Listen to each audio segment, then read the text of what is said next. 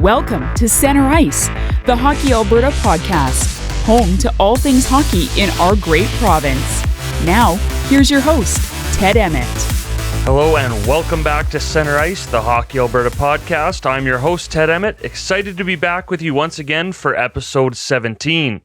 And we have a great episode lined up, mainly because you're not going to have to really listen to me talk all that much this time around, because Kara Spady from our marketing and communications team conducted two really good interviews in the month of November here. So we thought they're already done.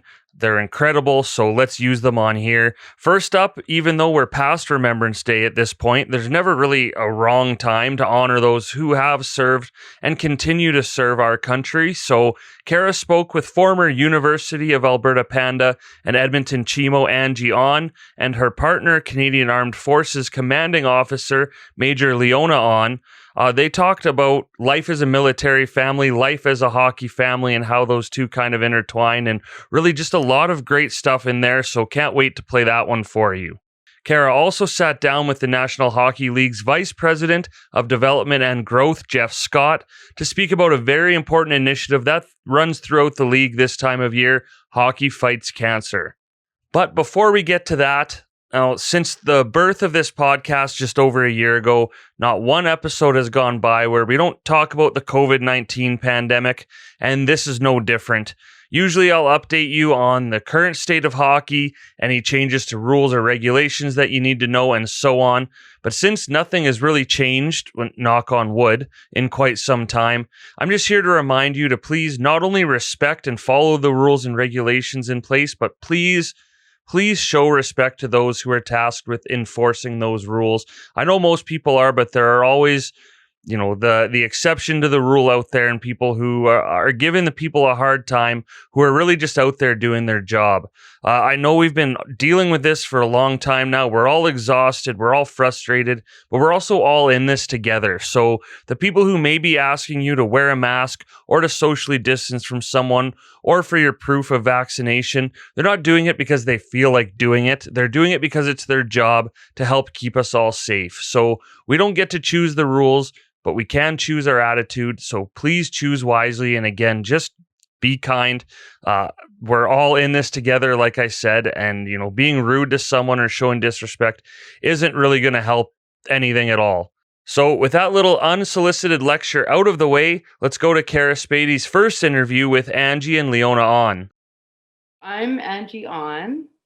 And I'm Leona Ahn. Angie, can you tell us a little bit about your background in hockey?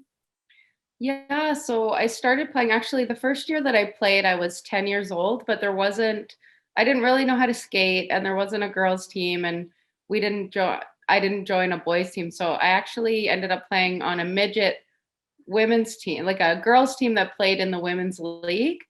So I played for that season and then realized that they were way out of my league. So I went to Ringette for a couple years. And then I came back and I played on an all-girls team, and we played Alberta Winter Games and things like that together. And then we played kind of at the top level for midget hockey. And then I went and played at the University of Alberta for the Pandas. And I also played for the Edmonton Chimos when they existed. Leona, so was hockey a part of your life growing up as well? So no, it wasn't, because as we all know, hockey is a very privileged sport. And, as immigrants to, Calgary, we didn't have a lot of money growing up. But actually, when Angie and I got together, we fell in love through hockey, actually. And for Christmas one year, she bought me hockey lessons as an adult. So in Calgary, I got 10 hockey lessons, learned how to put all the gear on, learned how to skate because I didn't know how to do any of that, and joined the league there, but then realized I wanted to play with women and not men, because they can still shoot. Like, even though they can't skate, they can still shoot. So I transferred to Saha, the rec league, and played 2 or 3 seasons with those girls and just had the best time. So. Oh, fun. That's awesome. So you actually learned as an adult how to skate. I love it so much. And now our young daughter, Brooklyn, who's 4, just started under 5 hockey. It's the cutest thing ever. Yeah. Yeah. And was it a question if she was going to play hockey or not, or was it like, no, we're counting down the days till we get to be hockey moms? Yeah, so we really wanted her to play hockey. Of course, if she was the type of child that hated it, then that would have been, a different decision, but we definitely wanted to try with her. So we had her at outdoor rinks at, I think, 2 a couple times. She wasn't loving it at 2, and then at 3 she wanted to skate more, and then this year she loves it, and her skating has improved so much. So it's been really exciting to watch. And in the mornings when she has hockey, even though it's once a week, she asks, like, do I have hockey today? Do I have hockey today? And the days that she does, even though I have to wake her up because the time is so early, she gets really excited and jumps out of bed and puts on her under gear. And yeah, it's really fun to watch. Oh, that's awesome. And is your youngest taking a liking to it too? Yeah, he loves just carrying around a hockey stick all over the yard, all over the house. But we're putting him on skates this winter, so we'll see how he does. So in Korea, when you reach 100 days, we have the celebration called Dorjabi, and we basically lay out a bunch of items to manifest what kind of life the child will have. So back in the day, they used to have things like rice and money and different types of things like that. But nowadays, in contemporary times, parents are putting hockey sticks and paintbrushes and, stethoscopes just to see what kind of jobs that they will have. And both our children chose hockey sticks. Yeah. Really? Brooklyn actually grabbed a paintbrush because she'd grabbed a paintbrush, put it down, and then went right for the hockey stick. Yeah. And Ethan just went right to the hockey stick. Oh, wow. Yeah. That's amazing. So yeah, they're literally born to play now. So, well, it's really funny. Brooklyn, she had an intro to hockey just recently because she just started. And after that session, we got a certificate of participation, but it happened to have a Team Canada logo on it. So when we came out, she looked at Angie and I and said, "Does this mean I'm on Team Canada now?" It was quite cute. Yeah, we're like, you're gonna have to practice really hard for that. Yeah, you have to work really hard to get there, sweetheart. But if that's a dream of yours, then you can. Yeah, we'll support you. Yeah. One day. Yeah. Hockey and sport gives us amazing opportunities in life, but those wouldn't be possible if it weren't for those who were serving our country and fought for our freedoms. Leona, first I want to thank you for your service. And can you tell us about your career in the military? Yeah, so I've been serving for just over 16 years. 4 of those was at the Military Academy, which there's only one in Canada called the Royal Military College of Canada, where I got my business degree. And I've been stationed currently in my career in Edmonton and Calgary. And my current job title is Officer Commanding of a company in a service battalion right here at Canadian Forces Base Edmonton. Well, currently I have just over 200 people that I'm in charge of, and we provide combat service support and institutional services to one Canadian Mechanized Brigade Group, which essentially means anytime that you need logistics, whether for combat operations, exercises, events, or deployments, we have a part to play in the execution and planning of that. I've also have had the privilege of doing unique and challenging different things in the military. Like in 2010, I was deployed to the Vancouver Olympics. So we were doing security deterrence there, just to ensure that Canadians are safe and all the athletes. When Calgary actually flooded in 2013, the Southern Alberta floods, the Canmore High River season, I was deployed as the Joint Task Force Quartermaster doing flood relief operations and supporting logistics for that. And when I was 23, I deployed to Afghanistan and Kandahar for about 7 months too. So really cool, unique experiences. Very unique. And yeah, everything from crisis to going overseas and then getting to be a part of When We Welcome the World in 2010. So that's amazing. Angie, can you give us some insight on what it's like to be a military wife? Yeah, so it's there's never really a dull moment.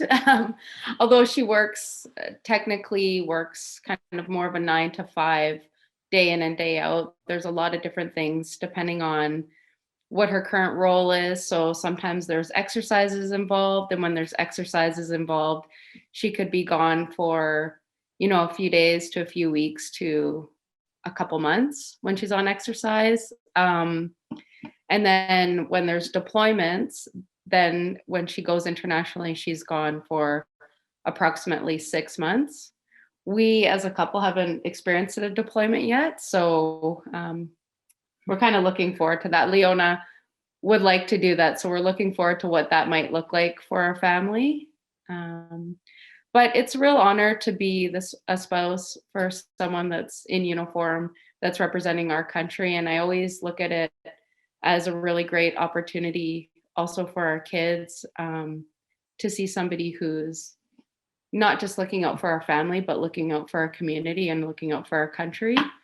So yeah, it's interesting. So today, actually, I had Leona come to the school. I'm a teacher, and she came to present to a couple of our grade 6 classes.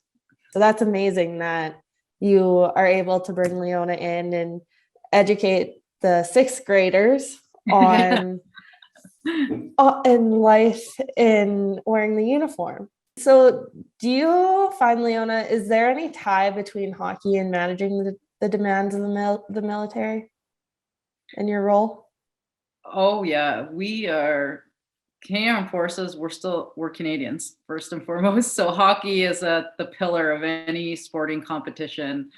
And actually, we hold our own hockey nationals and regionals, women and men, within the military. And after Christmas, actually, we're going to have a week-long sporting competition where hockey is kind of the primary event, and all military members of all walks of life. And they're pretty good, actually. Not as good as Hockey Canada, but good for their division levels, I guess. Yeah, so hockey is a big part of the military culture for sure. So do you find that because you do have these national competitions and everyone is still a hockey player at their core, that it helps with the team culture? Totally. In the job? Yeah.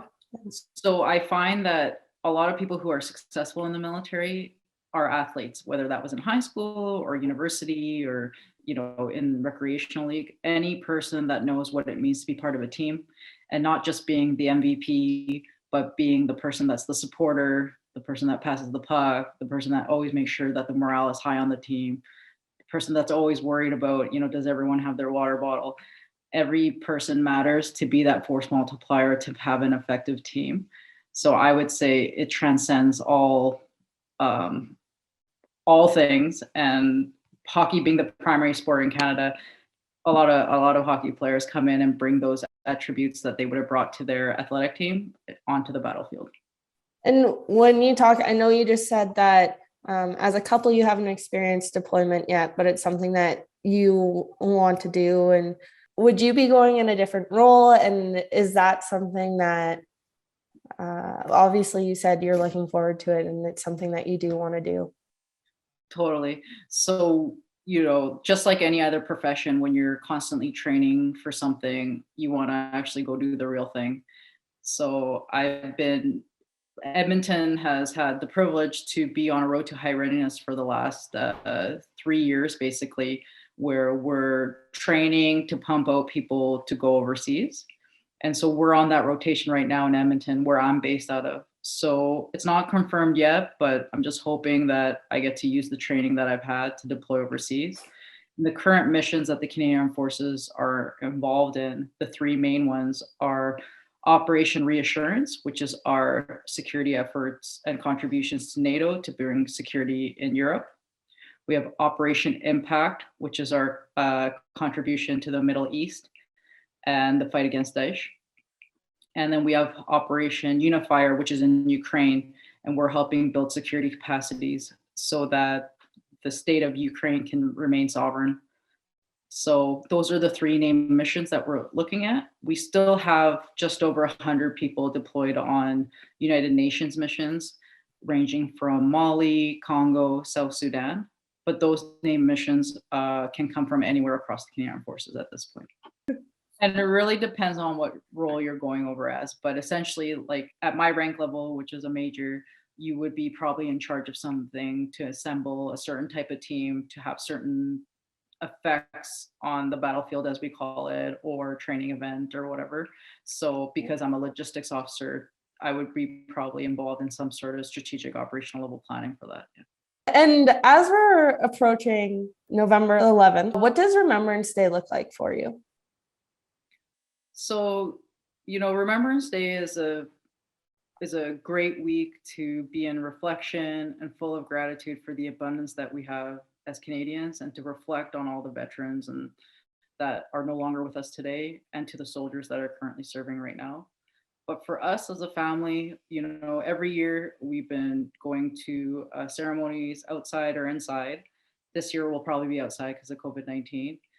And we love to involve our kids, early on to kind of expose them to what it means to live in a true democracy and how privileged we are, and not to take anything for granted, and to pay tribute and feel gratitude for those people and be engaged in the stories of those soldiers and those veterans.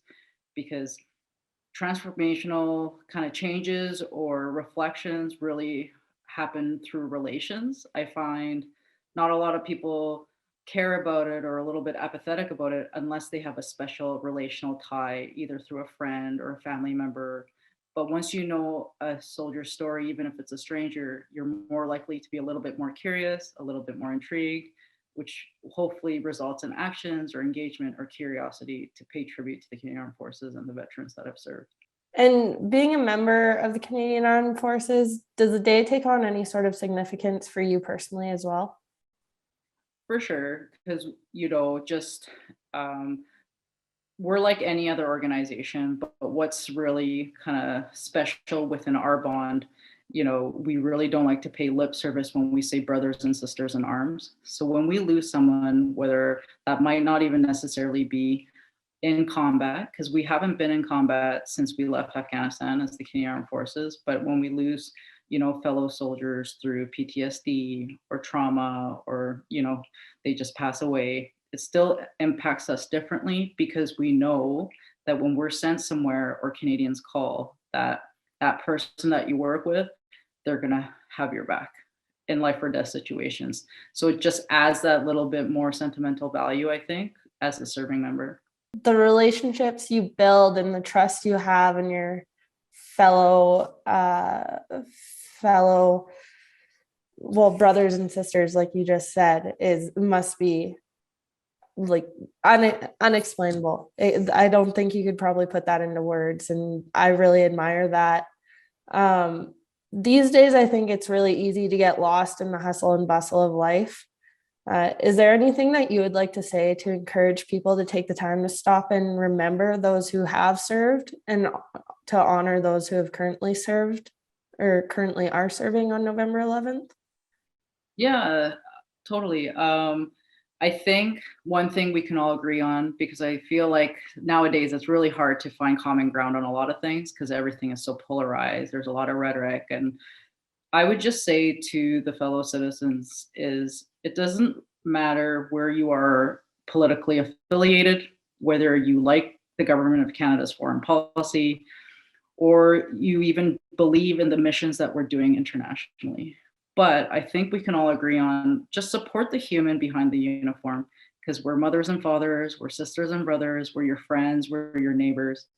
And, just to put it into a contemporary context, never did we think that the Canadian Armed Forces would be in long-term care facilities during a global pandemic.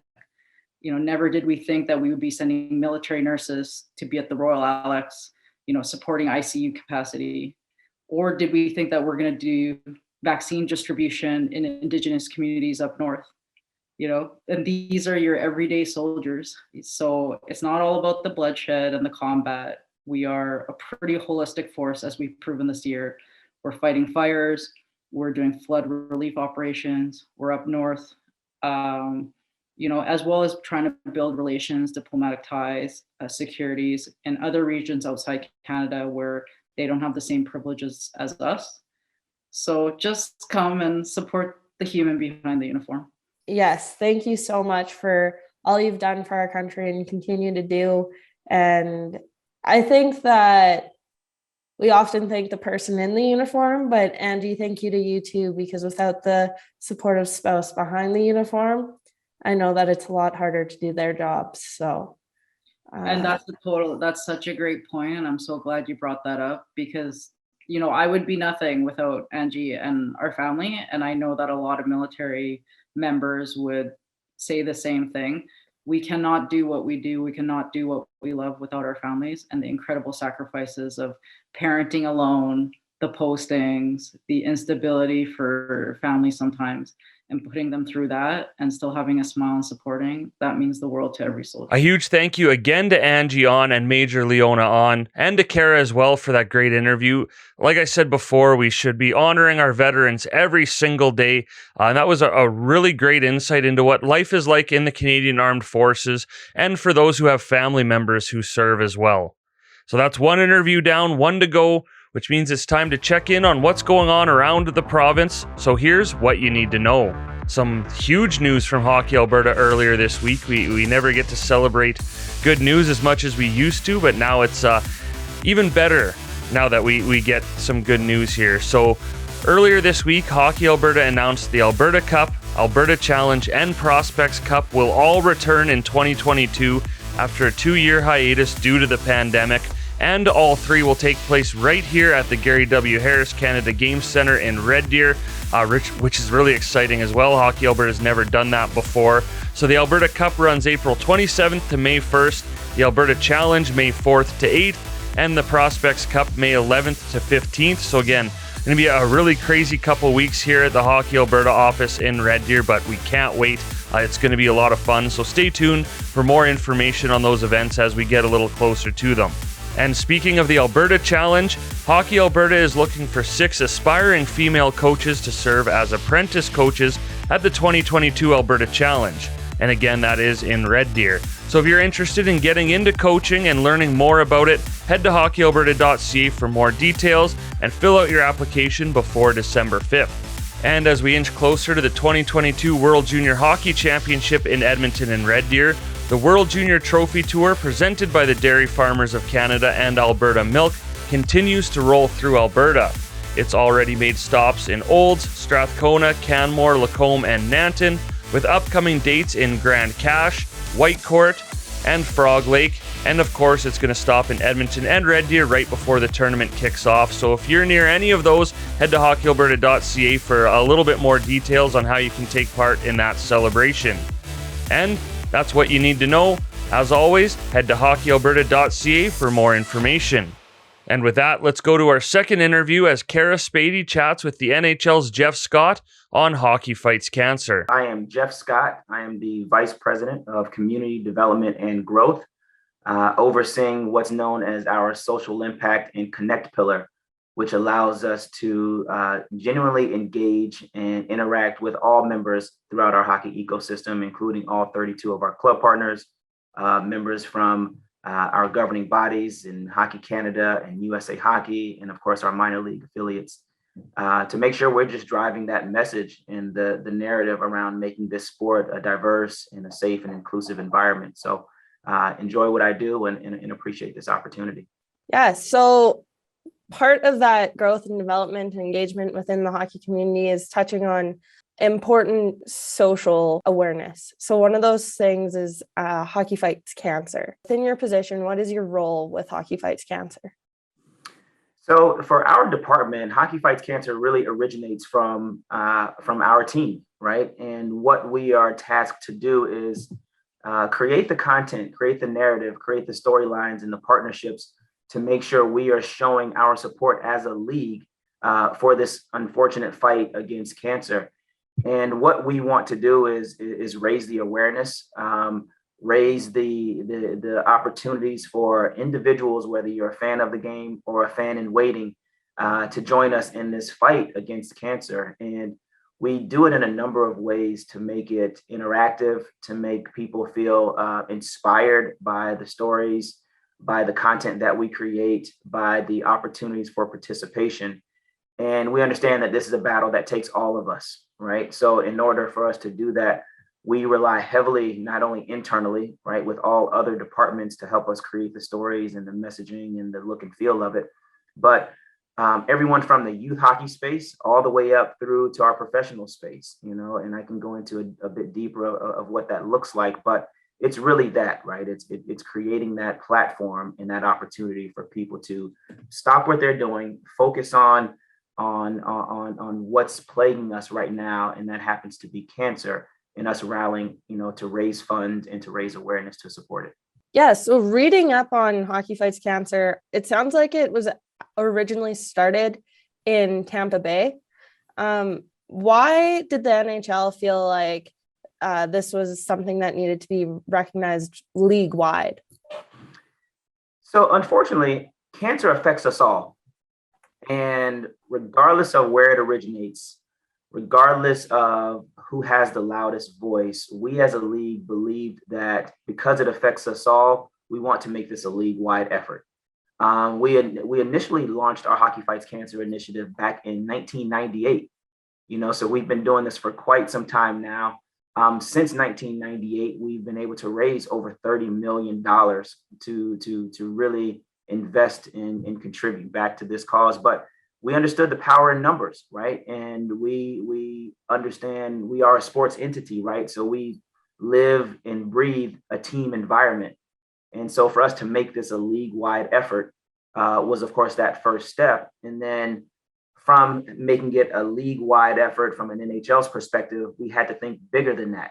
So then we started reaching out to some of our other affiliates and associations, such as the AHL, the ECHL, the OHL, and then even going down into the grassroots youth hockey space and creating a platform that allows youth hockey organizations and players and families to also join us in this fight. So as I mentioned at the start, right, this is something that touches us all, and it only makes sense for us to make this platform and this opportunity available for everyone to participate. You mentioned that over the years you've raised millions of dollars. What can you explain the impact that the campaign has on societies such as the American Cancer Society, Canadian Cancer Society, and the Movember Foundation? Yeah, so we're lucky to have a great partnership with ACS, American Cancer Society, and Canadian Cancer Society, and we understand that we have a platform. From the NHL's perspective, they have the reach and the expertise, right, to make sure that it is the funding and the awareness that we're raising is actually reaching the patients and the families and the caregivers who are a part of this. So when we talk about, the partnership and why it's important to have that is they're the experts in this space, right? They're the ones who are really going to help this, this such unfortunate situation or this self, way of life a little bit easier for families. So with ACS and CCS, we've been very intentional with understanding where our support is going to, right? So as you know, there are Hope Lodges, right, across the countries, and the Hope Lodges are all intended to provide an easy way of life while patients are going through this cancer treatment, right? So it's essentially a home away from home. And so when people are going through, this intense treatment, and they have to go to another city or another state to receive that treatment, the Hope Lodges provide that safe haven, right? Provides that home for them. And ACS and CCS are key partners in that. When we think about the transportation costs that's needed for these families to go from point A to point B, we understand how important that is. And just thinking back to some of those numbers, so I can paint that metric for you.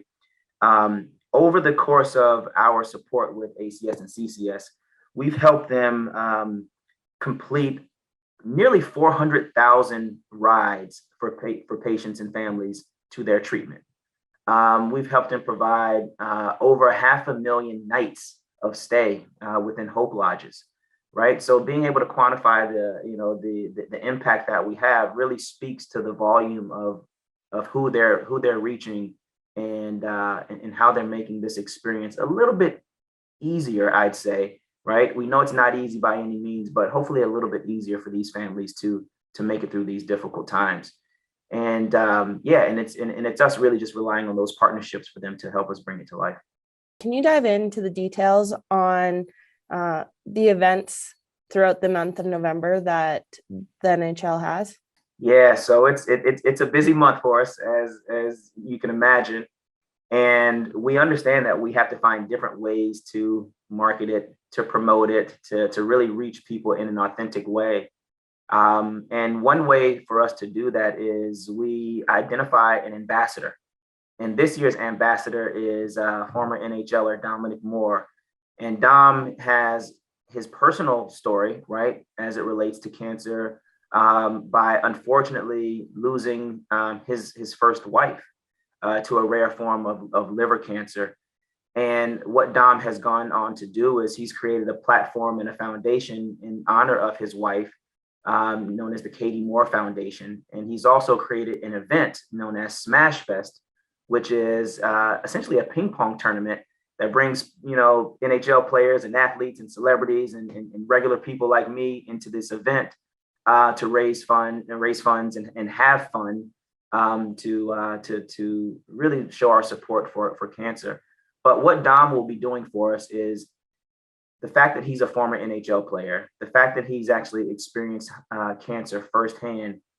He will help us conduct these really heartfelt interviews, right, with players, to understand their story, to understand how they've personally been impacted with it. He will also be present on our broadcast partners' platforms, right? So whether it's ESPN or Turner or NHL Network, to really talk about what we're doing from this Hockey Fights Cancer platform. So that's one way that we're bringing this narrative to life. Another way is through our special events and activations. So this year, we are proud to announce this new partnership that we have with a company known as 15 Seconds of Fame. And what 15 Seconds of Fame essentially is known for is creating these once-in-a-lifetime experiences for fans to experience something unique. And what we're doing here is, with this platform, is we're allowing fans to enter the sweepstakes, right? And the winner of the sweepstake will have an amazing once-in-a-lifetime experience during NHL All-Star in Las Vegas. So the funds that we will hopefully generate from fans entering into this sweepstakes will, of course, go back to support the efforts of ACS and CCS, while giving a fan a unique experience, right, where they can talk about what cancer has meant to them, but also how they've been able to experience something that's very enlightening and fun by having that time at NHL All-Star. Another one that I mentioned when I talked about the impact of the youth hockey space, and this is called HFC Assist, right? Hockey Fights Cancer Assist. And what this really boils down to is, when you turn on, and are watching an NHL game right now, you'll see a lavender takeover, right? You'll see, especially when clubs are having their theme nights, you'll see dasher boards, signage in lavender. You'll see the broadcast and the on-air talent wearing either our Hockey Fights Cancer lavender ties, or the women will be wearing scarves, or there'll be a lapel pin, something to just remind you that, wow, when I see this lavender, I understand that it's associated with Hockey Fights Cancer. Or when you sing the players on the ice and their sticks are wrapped in lavender tape. These are all ways from an NHL league professional perspective as to how we're raising awareness. So we thought about, how can the youth hockey space replicate or have a very similar opportunity? And this is where HFC Assist comes in. So when youth hockey clubs reach out wanting to participate, we align them and connect them with those same assets, right? So we'll send them lavender stick tape. We'll send them I Fight For cards, right? That they can put within their local rinks and share that story of who they're fighting for. We will also set them up with a fundraising platform, so that they too can reach out to their family members and friends and solicit and seek donations to go back and support a great cause. So those are just three simple ways, that we're remaining active, right, of of allowing, whether you're an ambassador, looking at it from a player's lens, whether you're a fan wanting to engage and have this once in a lifetime experience through 15 seconds of fame, or if you're a youth hockey parent, player, participant, and you want to bring this experience into your local rink or into your local home to support, we feel like we are touching the various elements of the hockey ecosystem to allow that participation and support.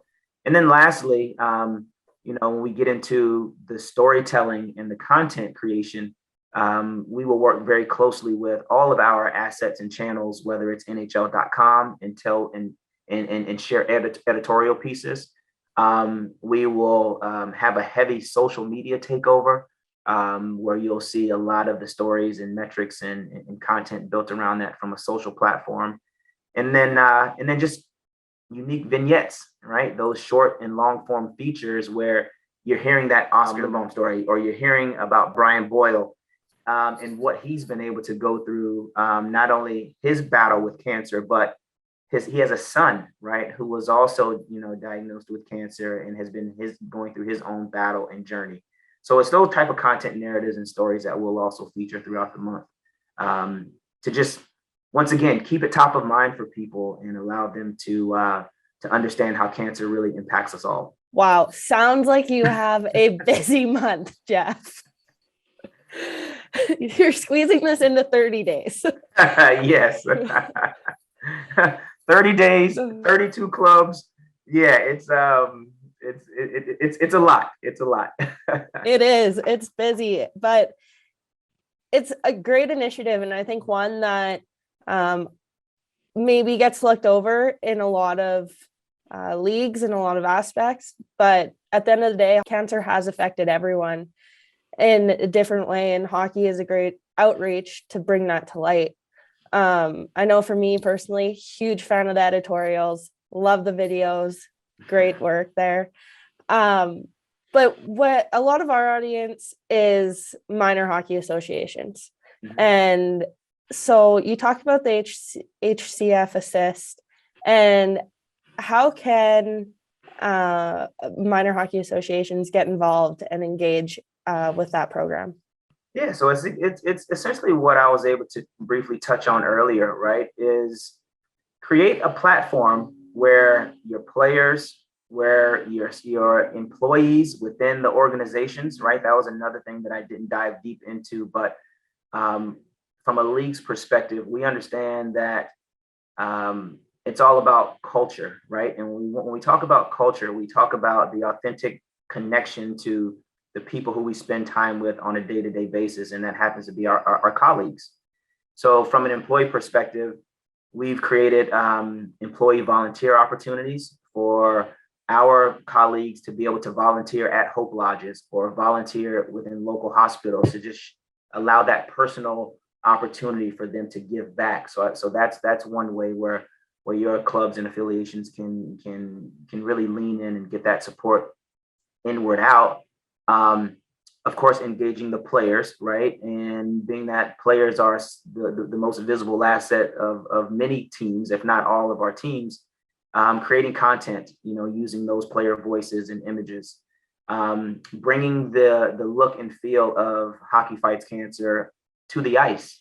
So as I mentioned with the lavender stick tape, I've seen a lot of creative ways where teams have transformed their jerseys to a lavender look and feel, right? So whether it's you're converting your logo over to lavender and doing it throughout the, for your home games throughout the month, or if you designate one night as your Hockey Fights Cancer night, and clubs are able to wear those jerseys either during warm-ups or throughout the duration of the game, and then being able to auction those jerseys off as game-worn merch to drive resources and donations back to whatever cancer supporting organization that you're aligned with, if it's not American Cancer Society or Canadian Cancer Society.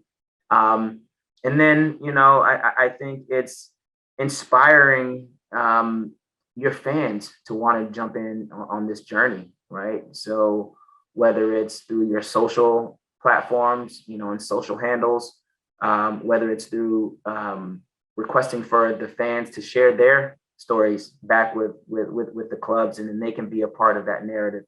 But the beauty of this is I don't think there's a right or a wrong way to do it. I'm just more concerned that we do something, right? Is that we raise awareness. We're intentional about driving people to a specific action. If it's just talking about it, if it's sharing it, if it's opening up your purse and your wallet to be able to donate, inspire people to do something. And I think that's the most important aspect of what Hockey Fights Cancer Month means for the NHL. It's raising awareness so that people can take action. And lastly, so how can people get involved with Hockey Fights Cancer on a volunteer base? Like if there's something with an NHL game, or ways to find out more information on the impact? First and foremost, you can always check out our sites, right? So nhl.com/HFC, Hockey Fights Cancer. And then I would say it's as I mentioned before, right? So understanding, we're talking about Canada right now. So our partner in Canadian Cancer Society is a humongous asset for us, and their reach spans across the country. So being able to check out what they're offering and what their opportunities are. And I will say, although we had designated November as our Hockey Fights Cancer Month, we know that cancer is year-round, 365 days, every day a week, someone's challenge.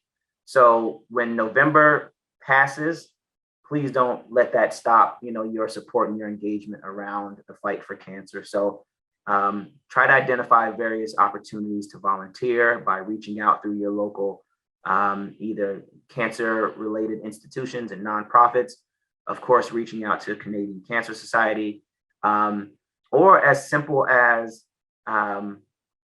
we know people in our personal circle that may be battling this, right? Something as simple as bringing them a meal, offering to give them a ride to their treatment, offering to take their dog for a walk because they're just too exhausted right now after going through, chemotherapy or radiation. Simple things like that do go a long way, and we'll continue in this fight for a better way of not only living, but a cleaner opportunity for us to really support a great cause. So the opportunities are out there. I just think, depending on what you're looking for, your research will help you identify that. And if there's anything that we at the NHL can do to help direct, some of those specific causes or specific things that an individual is looking for, we're 100% here to help and support. Thank you once again to Jeff Scott for taking the time to tell us all about Hockey Fights Cancer. I think it goes without saying what an incredibly important initiative it is for the NHL every year, and for each team in the league as well. And that's it. That's all. Episode 17 of the Center Ice podcast is in the books. One last thank you to our guests, Angie and Leona Ahn, and Jeff Scott, and of course to Kara Spady for, making my job incredibly easy this time around. As always, a tip of the cap to the man who, his job is the same no matter what. Producer Steve, working hard behind the scenes to keep this podcast going. And of course, thank you to you for tuning in once again. I'm Ted Emmett, and we'll see you next time. Thank you for listening to the Center Ice podcast. For this episode and more, head to hockeyalberta.ca. If there's a topic you'd like covered on an upcoming episode, email info@hockeyalberta.ca.